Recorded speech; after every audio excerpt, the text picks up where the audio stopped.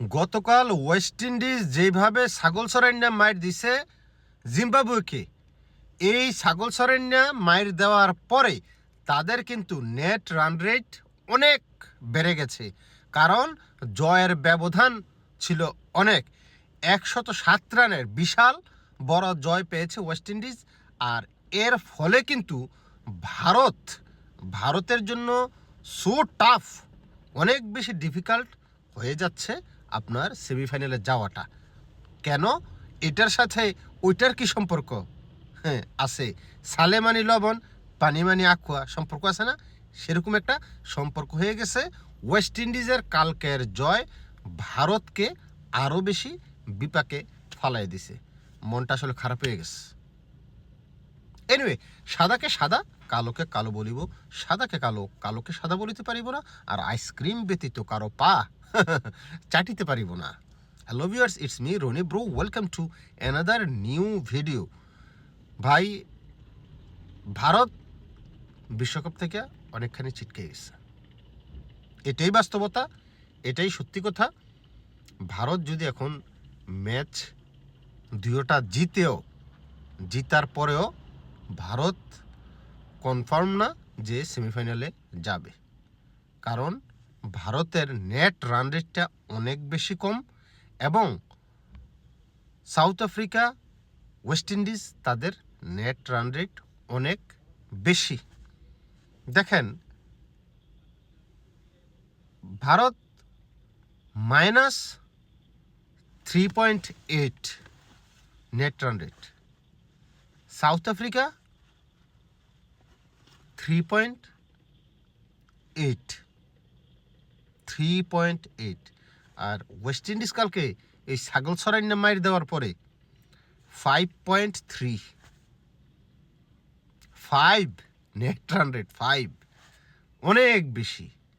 এখন ভারতের কয়টা খেলা আছে? 2টা, ওয়েস্ট ইন্ডিজের 2টা, সাউথ আফ্রিকার 2টা। মনে করেন ভারত 2টা ম্যাচে জিতলো, জিতার পরেও তাদের পয়েন্ট কত হবে? 4 হবে। কথা খেয়াল করেন কিন্তু, সংসার একটু মন দিন। ভারত 2টা ম্যাচ জিতার পরেও তাদের পয়েন্ট হবে 4।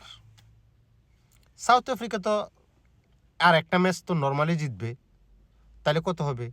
4। সাউথ আফ্রিকা মনে করেন 2টা ম্যাচ জিতলে পয়েন্ট হয়ে যাবে 6। মনে করেন জিম্বাবুয়ের একটা ম্যাচও জিতবে না। ওয়েস্ট ইন্ডিজ যদি একটা ম্যাচ জিতে, একটা ম্যাচ সাউথ আফ্রিকার সাথে হোক, ইন্ডিয়ার সাথে হোক, ইন্ডিয়ার তো আমরা ধরতেছি 2টা ম্যাচ জিতবে, কিন্তু ইন্ডিয়া যে 2টা ম্যাচ জিতবে এর কোনো ভরসা নাই। কারণ কালকে ওয়েস্ট ইন্ডিজ ছাগল সরাইন্যা যে মাইর দিছে ভাই, এই ছাগল সরাইন্যা মাইর দেওয়ার পরে আপনি ওয়েস্ট ইন্ডিজকে গণায় আনবেন না তা কিন্তু হয় না, গণায় আনতে হবে। ইন্ডিয়ার সংসারে মন নাই, তাদের ব্যাটিং লাইন আপের সংসারে মন নাই, ক্যাপ্টেনের সংসারে মন নাই। মুখ ভেসকাইয়া বুসকাইয়া ভাই আর চলন যেত না।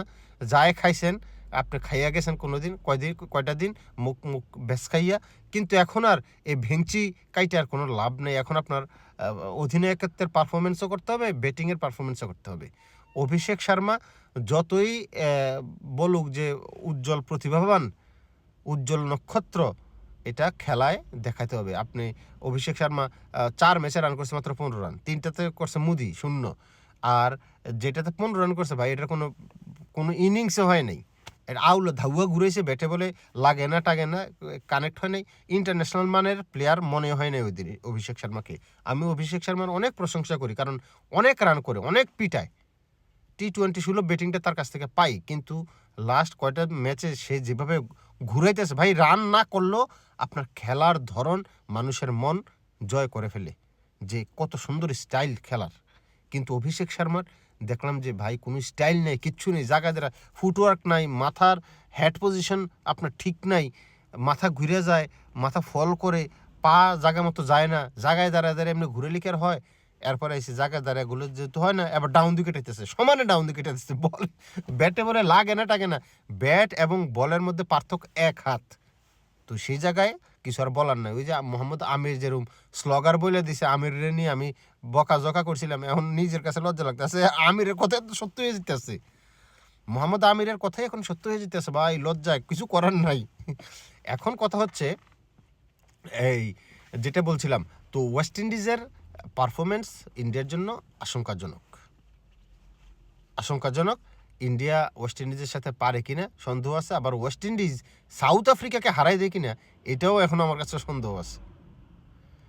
যদি একটা ম্যাচ ওয়েস্ট ইন্ডিজ জিতে আর সাউথ আফ্রিকা একটা ম্যাচ জিতে, ভারত একটা ম্যাচ, সবাই যদি একটা করে জিতে, যদি 4-4 পয়েন্ট হয়, তাহলে ভারত তো ভাই যাবে না। কারণ ভারত যদি 2টা জিতে তাইলে না 4 হবে, আর এরা যদি একটা জিতে তাইলে ওদের তো 4-4 হয়ে যাবে, তখন ভারত যাবে না তো। কারণ ভারতের রান রেট একেবারেই নাই, একেবারে তলানিতে। ওয়েস্ট ইন্ডিজের 5.3, সাউথ আফ্রিকার 3.8, আর ইন্ডিয়ার হচ্ছে -3.8। ইন্ডিয়া এখন যেই অবস্থায় আছে সেই অবস্থায় নিজেরা জিতলেই হবে না, অন্যের দিকে তাকিয়ে থাকতে হবে। কোন ম্যাচটা জানেন? অঘোষিত ফাইনাল ম্যাচ ভারতের জন্য প্রথম কি 1 মার্চের 1 তারিখের যে ম্যাচটা হবে ওয়েস্ট ইন্ডিজের সাথে, ভাই এটা হবে খেলা। যে জিতবে সেই ফাইনালে মানে সেমিফাইনালে যাবে আমার কাছে মনে হইতেছে এখন পর্যন্ত। কারণ কালকে খেলা আছে ইয়ার সাথে, জিম্বাবুয়ের সাথে, এটা জিতে যাবে।